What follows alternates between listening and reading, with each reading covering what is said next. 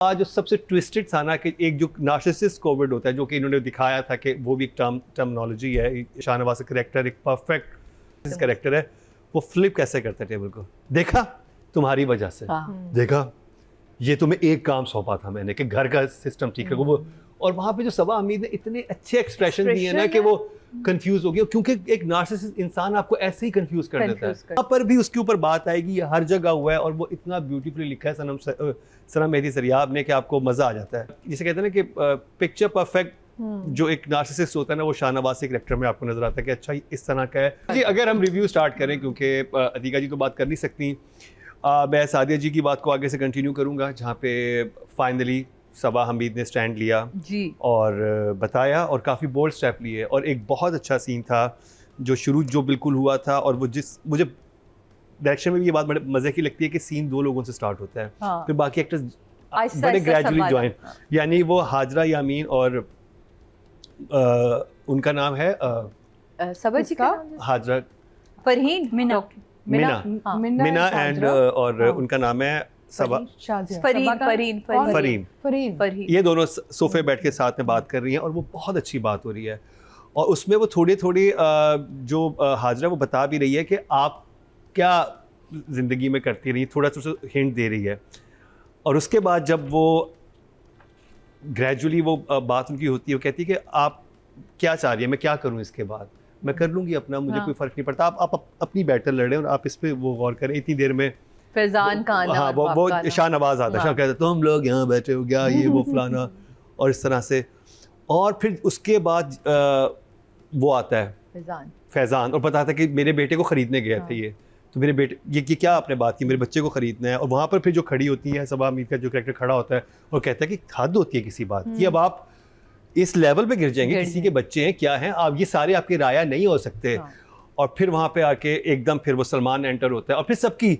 और उसके बाद जो सबसे ट्विस्टेड था ना कि एक जो नार्सिसिस्ट कोविड होता है, जो कि इन्होंने दिखाया था कि वो भी एक टर्मिनोलॉजी है, जो कि शाहनवाज का कैरेक्टर एक परफेक्ट वो बोला है सबा ने, कि ये तो वो नार्सिसिस्ट कैरेक्टर है, वो फ्लिप कैसे करता है टेबल को। देखा तुम्हारी वजह से, देखा ये तुम्हें एक काम सौंपा था मैंने कि घर का सिस्टम ठीक है वो। और वहाँ पे जो सबा हमीद ने इतने अच्छे एक्सप्रेशन दिए ना कि वो कंफ्यूज हो गया, क्योंकि एक नार्सिसिस्ट इंसान आपको ऐसे ही कंफ्यूज कर देता है, क्योंकि आपको तो ठीक तो कर रहा है, बाकी जो उसके इर्द गिर्द के लोग होते हैं उनको भी ये लगता है कि यार ये ठीक तो कह रहा है बात, कि अगर एक औरत की जिम्मेदारी लगाई थी घर को संभालना ऐसे और वो नहीं संभाल सकी तो उसका कसूर है। बिल्कुल। और वो ये नहीं देख रहा कि वो खुद क्या क्या चीज, जहाँ पर भी उसके ऊपर बात आएगी, ये हर जगह हुआ है और वो इतना ब्यूटीफुली लिखा है सना मेहदी सरियाब ने कि आपको मजा आ जाता है। क्या आपको एक जिसे कहते हैं ना कि पिक्चर परफेक्ट जो एक नार्सिसिस्ट होता है ना, वो शाहनवाज के कैरेक्टर में आपको नजर आता है कि अच्छा इस तरह का है और किस तरह से ये गैस लाइट करता है। और अच्छा हमारे यहाँ गैस लाइट का मतलब नॉर्मली लोग समझते हैं किसी को वैसे ही आग लगा देना, वो नहीं है। गैस लाइट का मतलब होता है कि किसी चीज को बार बार झूठ को इतना दोहराना कि सबको लगे सच लगने लगे, वो सच लगने लगे, इतना मैनिपुलेटिव हो जाना। और ये वही करता है कि वो ऐसे उसके सामने एक और झूठ बोल देगा, उसके सामने एक और झूठ बोल देगा, आपको पता ही नहीं चलेगा कि सच्चाई में हकीकत में क्या, और आप कंफ्यूज रखेंगे ताकि आप कोई सही फैसला ना कर पाए। और यही शाहनवाज का कैरेक्टर इसमें सबके साथ कर रहा है, चाहे वो उसकी बहू हो चाहे उसका बेटा हो, क्योंकि एम्पैथी उसके अंदर है नहीं। उसे कोई फर्क नहीं पड़ता कि उसके बेटे का घर खराब हो रहा है, उसका बिजनेस डूब रहा है, उसके ऊपर ये हो रहा है, किसी की जान जा रही है। नो, उसको कमांड रखनी है, उसको कंट्रोल करना और अपने तरीके से करना है, और वो अपने आप को सही भी समझता है। तो आई थिंक ये 2 एपिसोड भी बहुत खास थी। और स्पेशली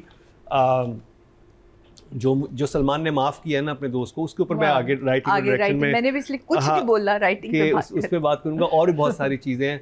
और अदील की परफॉर्मेंस बहुत कमाल की थी, हाजरा तो है ही फैंटास्टिक, उन सब पे बात करेंगे। तो मुझे भी ये 2, 3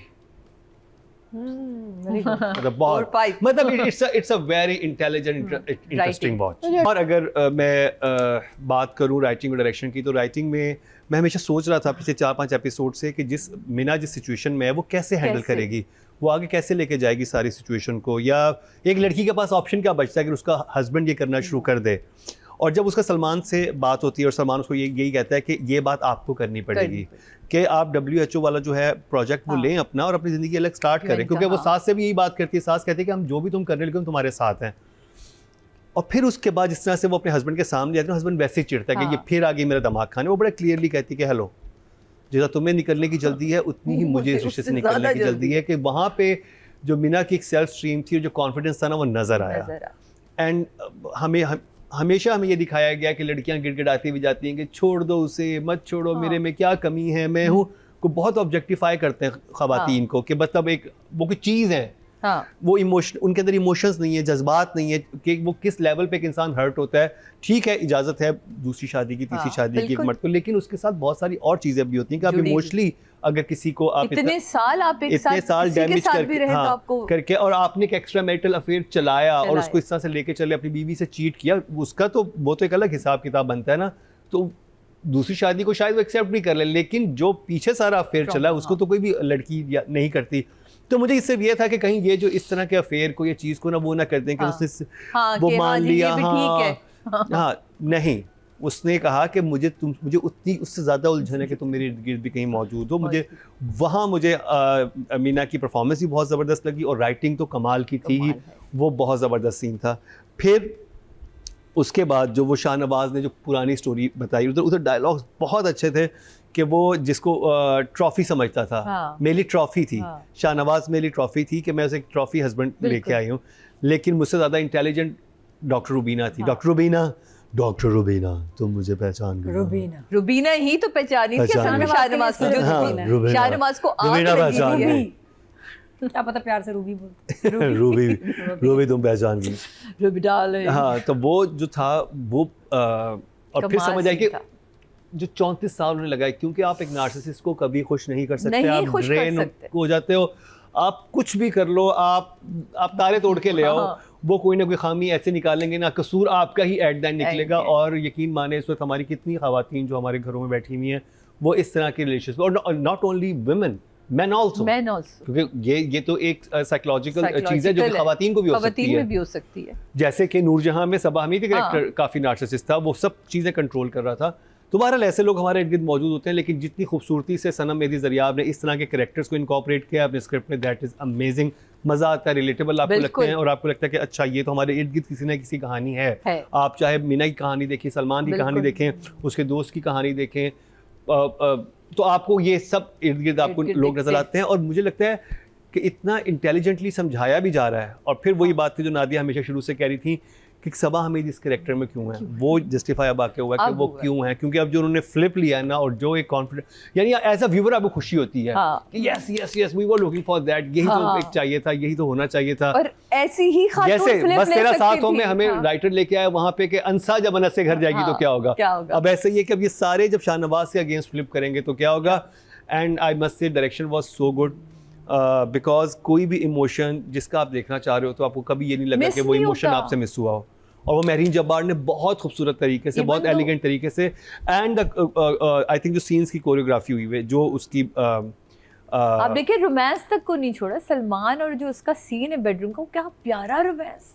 हाँ नहीं, जो ब्लॉकिंग हुई भी है जिसमें शुरू होता है सीन एक सोफे से मीना और बिल्कुल वो, उसके बाद फिर एक इंसान एंटर होता है, फिर वो लगता है वो वन गो में हुआ है, फिर वो कहती है हटे प्लीज आप लड़े मत, तो फिर चले जाते हैं। और फिर बेटा बाप के Adeel was so good, actually Adeel was so good. I think आज अगर हम शाहनवाज़ को नहीं कर रहे थे तो अदील को हमें करना चाहिए था वैसे।